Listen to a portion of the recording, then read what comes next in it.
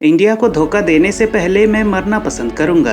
ये स्टेटमेंट एक ऐसे इंडियन क्रिकेटर की है जिन्होंने वर्ल्ड कप के 4 मैचों में 16 विकेट्स लेकर तबाही मचा रखी है। मानो इन्होंने ठान लिया हो कि most wickets in world cup का तमगा तो मैं ही लेकर जाऊंगा। लेकिन इस क्रिकेटर की जिंदगी को नजदीक से देखें तो तस्वीर कुछ धुंधली सी नजर आती है। लेकिन आज जब पूरी दुनिया उनके बारे में बातें कर रही है तो हम भी क्यों ना उसमें गोते लगा लें।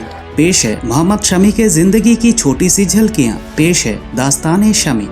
यूपी के एक छोटे से लड़के ने जब पहली बार बॉलिंग की तो उसके सामने बॉलिंग पिच खेतों के बीच बनी सीमेंट की पिच थी और उनके पहले गुरु उनके पिता तौसीफ अली ही थे। हो भी क्यों ना, यूपी के आमरोह के लोकल टूर्नामेंटों में कभी तौसीफ अली का बोलबाला जो था, लेकिन पैसों की कमी और बढ़ती उम्र ने उसे वापस खेतों के बीच पहुंचा दिया था। नेशनल टीम से खेलने का जो सपना तौसीफ अली ने देखा था वो अपने बेटे के द्वारा पूरा होते देख पा रहे थे। उन्होंने 15 सालों तक अपने सारे तजुर्बों का निचोड़ शमी की राह में रख दिए। फिर अपने खून पसीने की कमाई पैसों से शमी को मुरादाबाद में क्रिकेट कोच बदरुद्दीन के एकेडमी में भेज दिया। सालों तक डलहौजी और टाउन क्लब के लिए खेलने के बाद कहा तो ये भी जाता है कि शमी का अंडर 19 में सिलेक्शन एकदम पक्का हो गया था, बट ड्यू टू सम गंदी राजनीति शमी का वो सपना सपना ही रह गया। उसे रिजेक्ट कर उसे फिर से अंडर 22 में 1 साल बाद ट्रायल के लिए आने को कहा गया। कोच बदरुद्दीन को ये बात नागवार हुआ।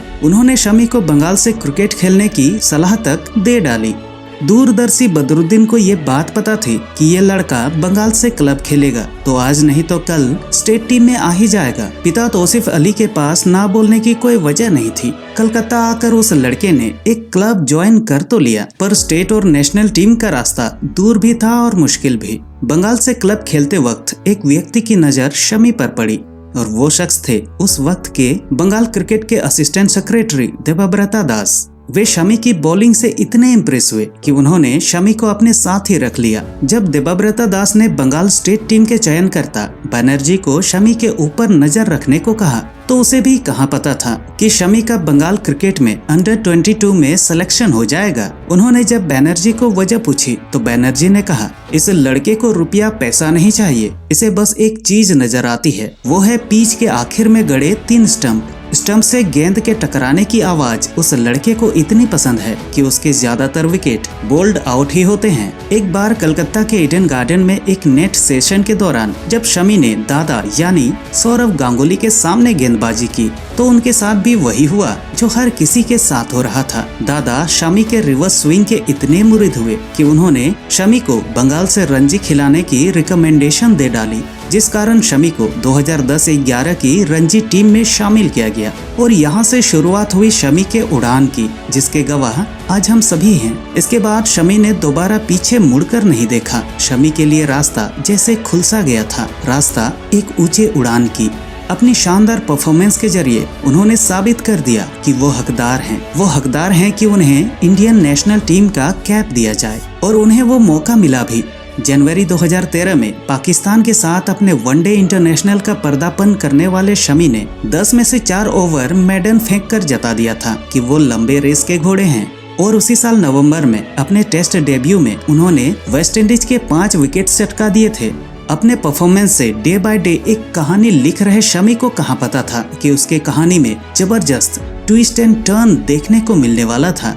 साल 2014 में शमी ने जब हसीन जहां का हाथ थामा तो उसे कहाँ पता था कि उसकी शादी समंदर किनारे रेत से बने घर की तरह थी। एक जोर से हवा का झोंका और समंदर उस घर को अपने आगोश में ले लेगी, जिसका दूर दूर तक अता पता ना होगा। ये क्यों और कैसे शुरू हुआ ये तो नहीं पता, लेकिन हसीन ने शमी पर इल्जामों का गुच्छा सा फेंक दिया था। मारपीट, एक्स्ट्रा मैरिटल अफेयर्स, दहेज प्रताड़ना और भी न जाने क्या क्या। कलकत्ता पुलिस ने हसीन की शिकायत पर आईपीसी के 7 धाराओं के तहत मामला दर्ज कर दिया था। शमी को कहाँ पता था कि उसके जन्मदिन के दिन ही उसे तोहफे के रूप में गिरफ्तारी का वारंट मिल जाएगा।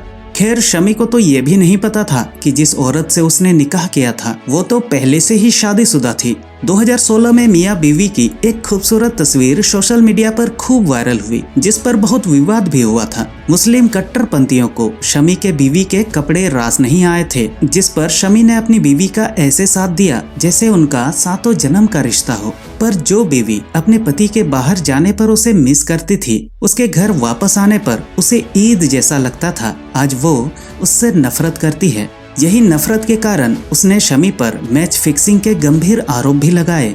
नतीजतन भारतीय क्रिकेट बोर्ड ने टीम के खिलाड़ियों को मिलने वाले कॉन्ट्रैक्ट में से शमी को बाहर कर दिया गया। जब बीसीसीआई की एंटी करप्शन यूनिट ने शमी को निर्दोष पाया तो उन्हें दोबारा अनुबंध किया गया। यहाँ हसीन झूठी साबित हुई और शमी निर्दोष। लेकिन वो कहते हैं ना, मुसीबत जब भी आती है तो जोड़े में ही आती है। शमी जब अपने परिवार को संभालने में लगे थे, उसी वक्त उसे एक हादसे का शिकार होना पड़ा। असल जिंदगी में चीयर लीडर रही शमी की बीवी उसे रियल लाइफ में चीयर ना कर सकी। ठीक होने के बाद शमी क्रिकेट के मैदान में तो वापसी कर रहे थे, लेकिन परिवार को वापस ना ला सके।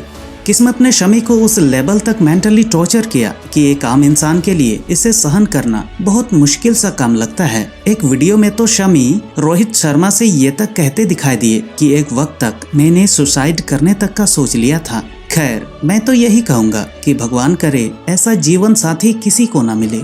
ऐसा नहीं है कि शमी को सिर्फ निजी जिंदगी में ही ऐसी सिचुएशन का सामना करना पड़ा हो। साल 2021 में दुबई में हुए T20 वर्ल्ड कप के दौरान भारत पाकिस्तान से बुरी तरह 10 विकेट से हारा था और उस मैच में शमी सबसे महंगे साबित हुए थे, वो भी बिना किसी विकेट के। हालांकि उस मैच में किसी भी इंडियन बॉलर्स ने विकेट नहीं लिया था, लेकिन ट्रोल तो सिर्फ शमी को ही होना था। हद तो तब हुई जब लोगों ने शमी को देशद्रोही तक बोल दिया। यहाँ शमी के बचाव में क्रिकेट के दिग्गजों को आना पड़ा।